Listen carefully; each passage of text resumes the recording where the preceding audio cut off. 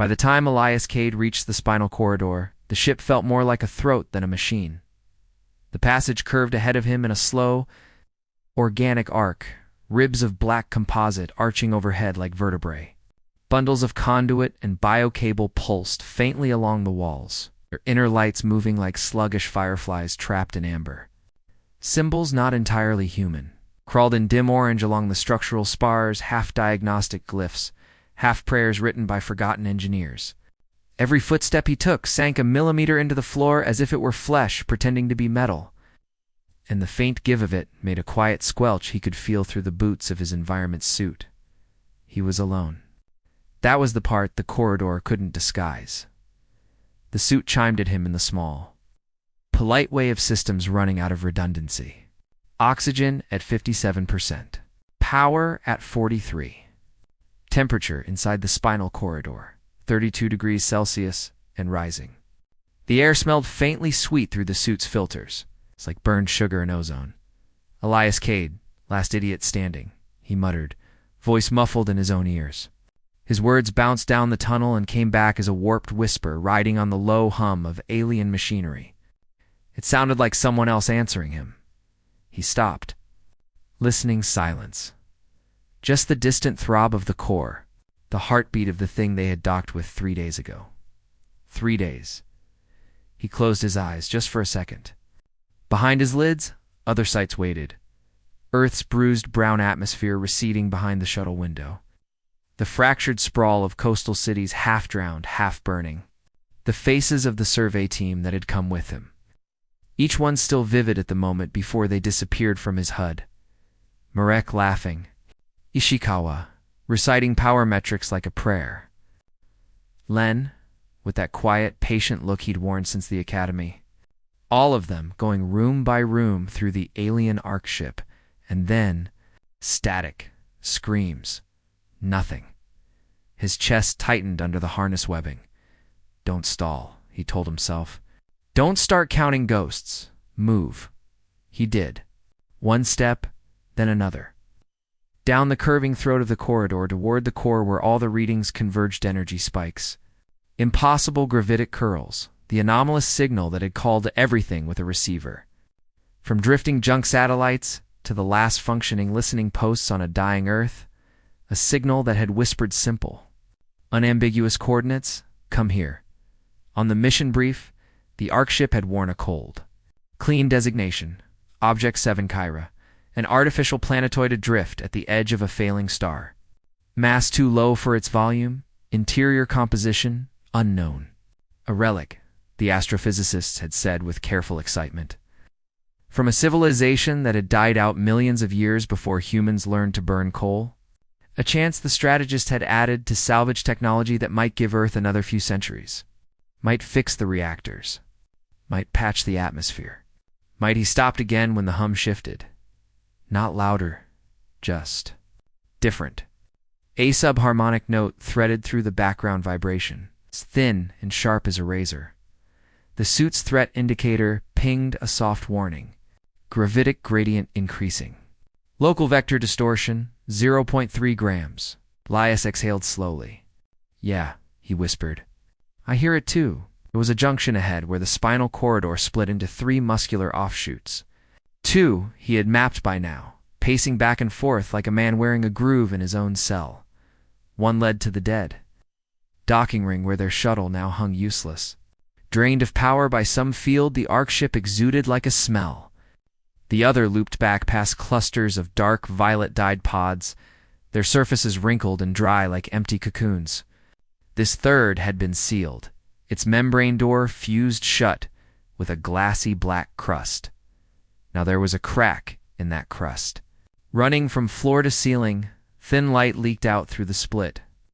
Not the warm amber that lit most of the ark's internals, but something colder, bluer, like the color of an electric arc. His heart kicked once against his ribs. The inciting anomaly, Ishikawa would have called it. She'd said it that way on purpose, half-joking, turning a potentially lethal event into the beat of a story. Because stories had beginnings and middles, and sometimes even survivable endings. Well, Elias murmured, here's your plot twist-ish. He moved closer. The crack was only a finger's width. But the pressure differential made a faint susurration, the sound of air slipping through teeth. The gravitic distortion was stronger here. He felt it as a tug in his bones, a slight misalignment between what his eyes told him, what his inner ear insisted was true. He pressed his gloved hands to the seam. The membrane felt warm, almost feverish. It pulsed once under his palms, as if something on the other side had just taken a breath. His throat went dry. "You could go back," a small voice suggested. "Back to the makeshift camp by the docking port. Back to the silent comms console, the emergency beacons that weren't getting out. You could sit there and wait for one of three things: a miracle from Earth, a rescue from a ship that still had fuel, or the slow failure of your life support systems." He pictured it, himself slumped against the bulkhead. Suit battery ticking down, condensation freezing on the inside of his visor when the heaters finally died. His body, somewhere in this enormous hollowed world, just another piece of human debris scattered in someone else's graveyard. No. If there was a way to talk to whatever built this, or whatever still lived inside it, wasn't back there. He dug his fingers into the crack and pulled. The membrane tore with a sound like wet paper. Light hammered through the widening gap, a blast of blue-white so intense his visor auto-polarized to a black slit. The gravitic pull surged. His stomach lurched, as his weight doubled, then halved, then snapped back to normal like a rubber band. Somewhere in that chaos, a wind rose real atmosphere. Harsh and metallic on his filters, rushing outward as if from a vacuum breach, and riding on that wind. Something else. A voice not in his ears, but in his mind. Fast and complex and layered over itself 100 times. He couldn't parse the meaning, but the emotion hit like a physical impact. Surprise, alertness, and beneath it all, a strange, aching relief, as if someone had been waiting for this moment long enough to forget what hope felt like. His knees buckled. He dropped, one hand catching the ragged edge of the torn membrane. The room beyond the breach resolved in his visor.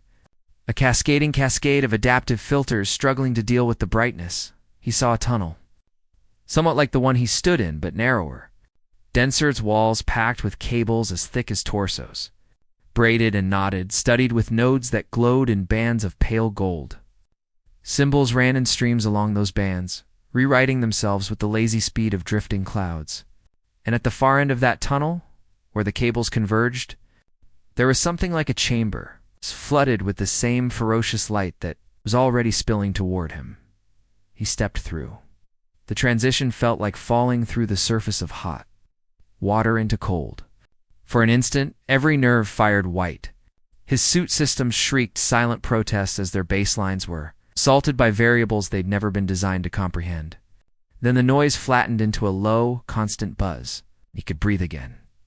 He turned to look back. The breach was still there, a ragged oval in the corridor's flesh. Beyond it, the ark-ship's familiar dimness, amber lights, slow pulsing, the steady, patient heartbeat of machinery older than his species.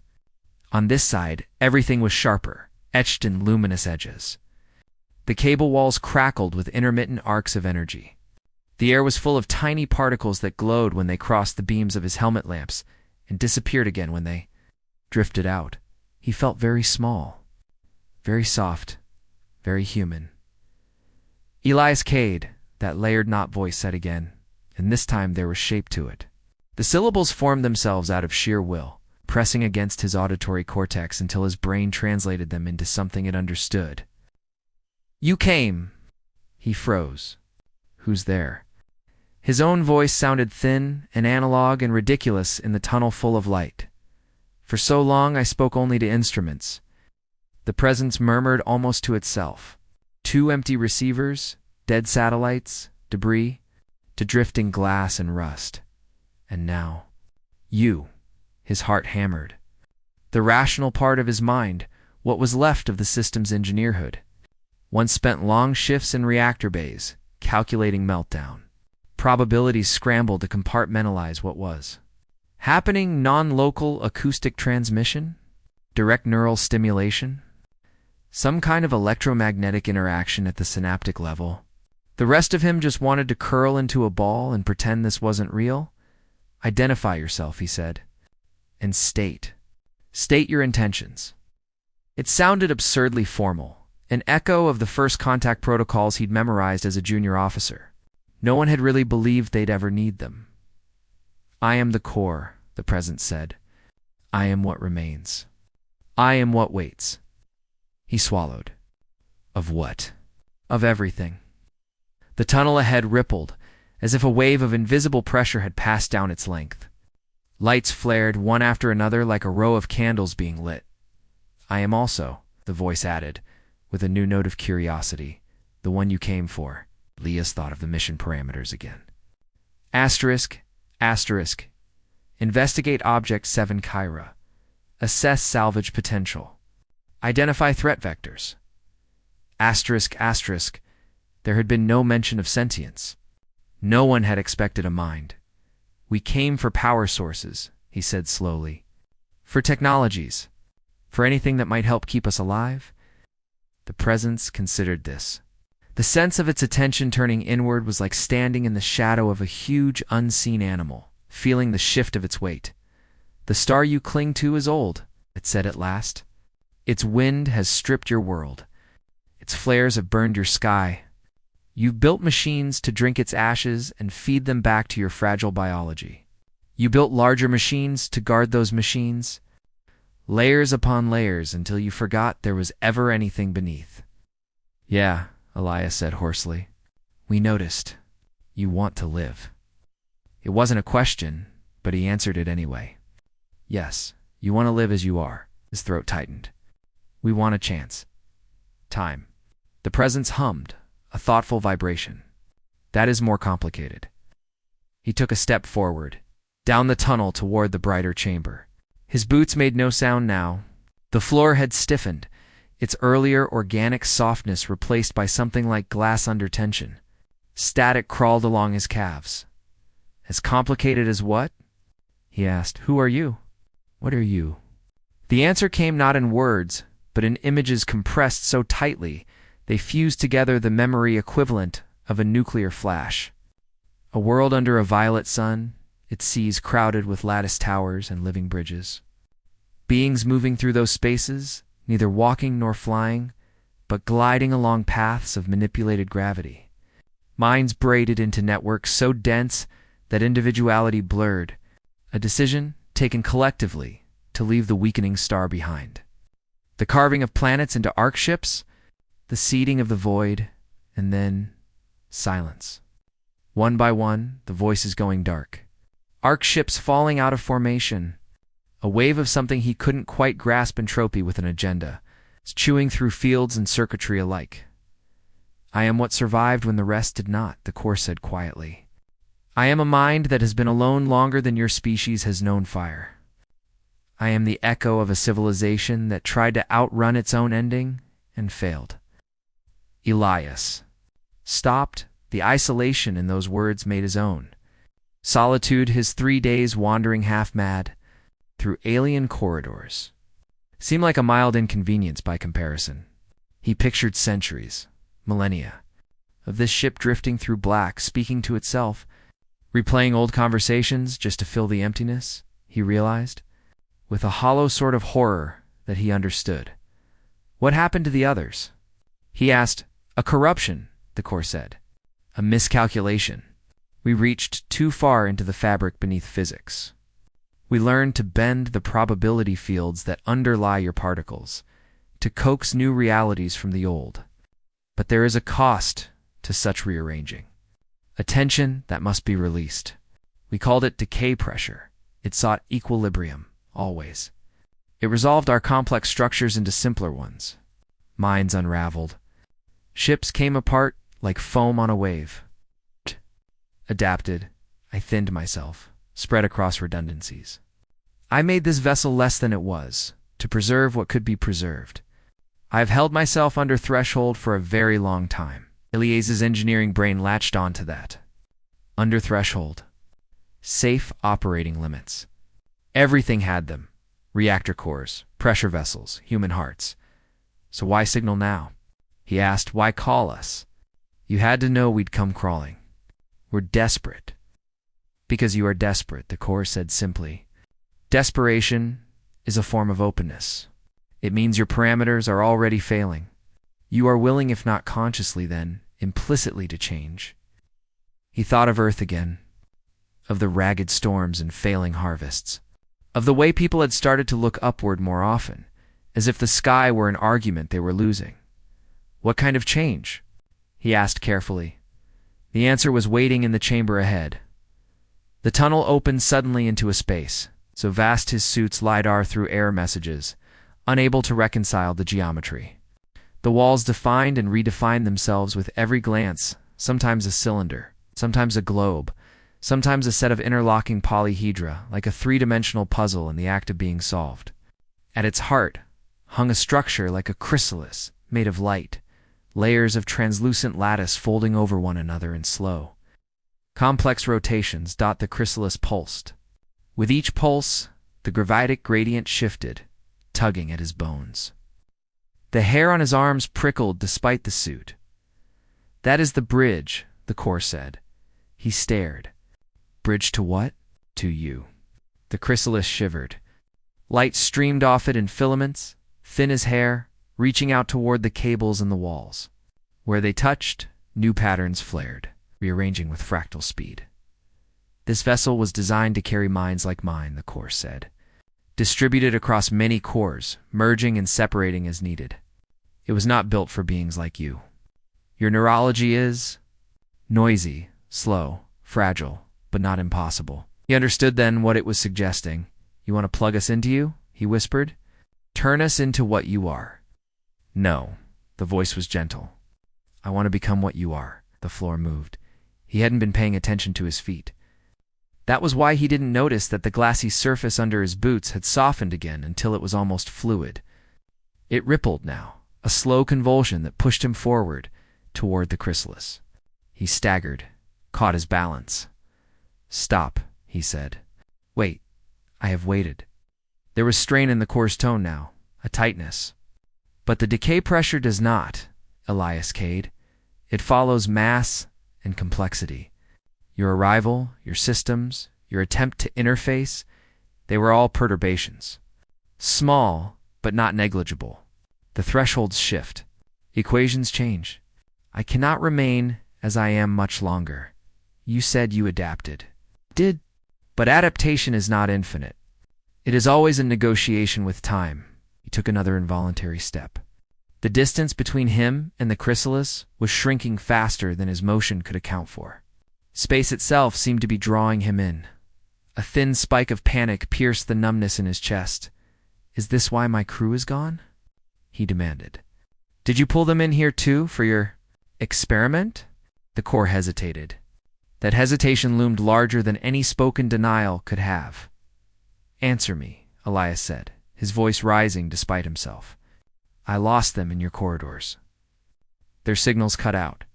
Did you take them? Tried, the core said softly. Images again, but these were smaller, sharper, more human-scaled. The docking ring shuddering as the shuttle latched on. The survey team, stepping through the airlock, moving carefully in the dim amber light. The core's attention sweeping over them like a searchlight, tasting their electromagnetic fields, their brainwaves. Calculating Marek pausing at the first branching corridor. Cracking a joke about choosing the path that looked least like an esophagus. Ishikawa stopping to scrape a sample of the membranous wall into a sterile vial. Len, staring too long at a pulsating node, lips moving in silent math. Their helmets, each one a shining bubble of life in the enormous dark. The core had reached out. A field here, a nudge there. Enough to draw them toward nodes where it could study them more closely. Enough to bring them to interfaces where it might gently. So gently to map their patterns into its own substrates. It had worked partially for moments at a time. It had felt them in parallel. Human minds, jagged and noisy and astonishing in their intensity. It had tried to sustain that merge, to adjust its parameters, and then decay pressure. The attempt to hold both patterns at once had pushed the core's complexity over threshold. The field had surged, hungry for simpler configurations. Structures dissolved. Links broke. Minds burned like paper tossed into a furnace. The images cut off. Elias was standing very still. His body felt distant, as if he existed in a few centimeters of space behind his eyes, and the rest was someone else's problem. "They're dead," he said. Yes, no evasion now. Just that small word, heavy as a collapsed star, you killed them. I attempted integration wearing the best constraints I knew, the core said. I failed. The pressure rose faster than my compensations. I aborted as soon as I understood. I have replayed those moments thousands of times. I have found no path that spares them. But there is a new variable now. Me, he said dully. You, the core agreed. You have stayed alive despite exposures that should have ended you. You have walked in gradients that should have torn your cells. You are resilient. There are patterns in your biology that I did not anticipate. When you tore the seal, when you entered this chamber, your presence damped a localized spike in decay pressure. You are not just another fragile mind. You are a kind of buffer. He barked out something that might have been a laugh if there had been any humor left in him. So I'm useful. That's nice. The universe is ruthless, the core said gently. It favors whatever persists. That is not morality. It is simply what is. But mind yours. Mine overlay that ruthlessness with values. We say this is good. That is not. We choose. I am choosing now. I am asking. The floor had carried him to within arm's reach of the chrysalis. It towered over him, a twisting, luminous structure the size of a dropship. Its surfaces patterned with flowing golden lines.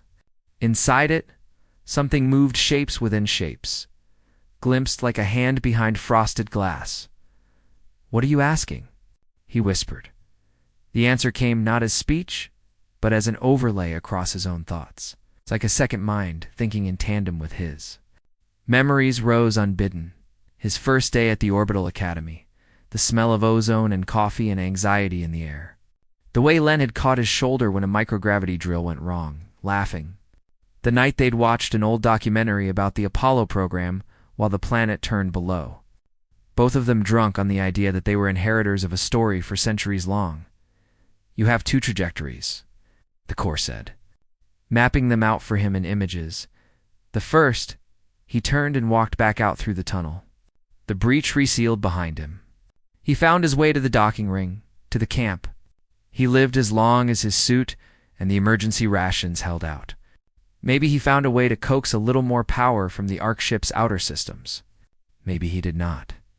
In every version of the path, his life ended here. His body becoming one more piece of anonymous dust in the long drift of the galaxy. The second, he stepped into the chrysalis. The core enfolded him, mapped him, wove his pattern into its own. Together, they attempted a new configuration, not purely alien, it's not purely human, but a hybrid architecture that took advantage of his unexpected buffering effect. It might work, it might fail.